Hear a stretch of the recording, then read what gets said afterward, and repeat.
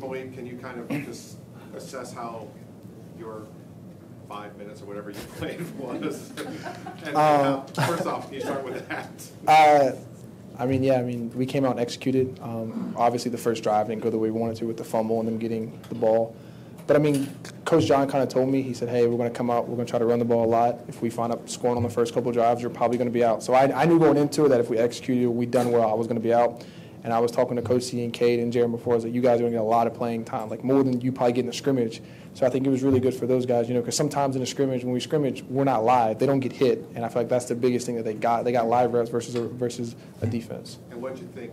We saw you on the sideline, and you were obviously happy and active and smiling a lot like you were there. What was it like de facto assistant coach time for you, or what were you doing? I wouldn't say assistant coach time, but when you spend a lot of hours with people and you spend a lot of time with, because I spent so much time with these guys, when you see them grow, getting from like one read to the next and throwing great balls, like they all threw some dimes today, and I feel like that's when you start to say like, okay, like I'm helping these guys, because there were certain plays that last year I don't think they'd made the right read, and this year you see them making the right read, you see them making the right checks, and so you see these guys progress. And when you're with these guys for this long, like it's so nice to see them do that, because like I said, even during the off season, these guys have so much potential, and you guys seen it. I did a little section that you got to see them play, so I'm excited for these guys. I really think we needed it. The hardest thing to do is when you go from an LSU team and you play someone like Savannah State, is how do you get everyone locked in and focused, and especially from the young guys, because from the old guys we know we're going to play, but then when you start getting to the 2s and 3s, sometimes they don't know whether they're going to play or not, and I feel like coming out here and the way we played was really good. I think football is kind of a momentum game. Once you start getting the ball rolling, you're going to start winning 1, 2, 3, you go all the way down the line. And so that's the biggest thing for us, is that we got the ball rolling. We got a good team in Toledo coming up next, and so we got to get ready for them now.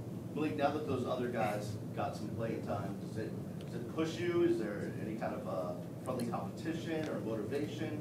It's been a competition the whole time, I told the reporters that even on practice on Tuesday that Coach C and Cade were getting reps with the 1. So it's not like, okay, now they're playing, now it's competition, because from the jump it's always been competition. And I told those guys to keep pushing me, I'm going to keep pushing you. So if you ever need help, you always know to ask me. So, those guys have pushed me the entire time. What was this last week like for you, just dealing with the disappointment, knowing so many fingers were pointing at you, whether it was fair or not? Being a quarterback, it's your job to take the blame. I think Coach Rick hit it on the head when we talked this summer. He was like, this Miami team is your team. You're like the CEO. If it goes good or bad, it's going to be on you.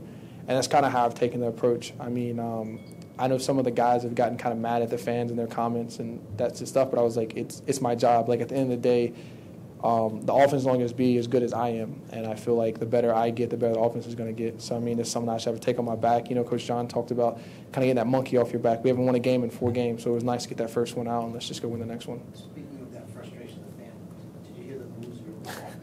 Yeah. I did. Did it bother me? Not really. It kind of made me laugh. There's nothing I can do about it. Coach Rick always says they don't boo nobodies, and whether they boo me, whether they cheer for me, I'm going to be out there next Saturday. So whether they watch or not, I don't think it's going to change our offense. And, if they're disappointed, then, it's my job to keep winning. We got a long season. We got some really good teams coming up. So, if I start winning, I doubt they keep booing me if I keep winning.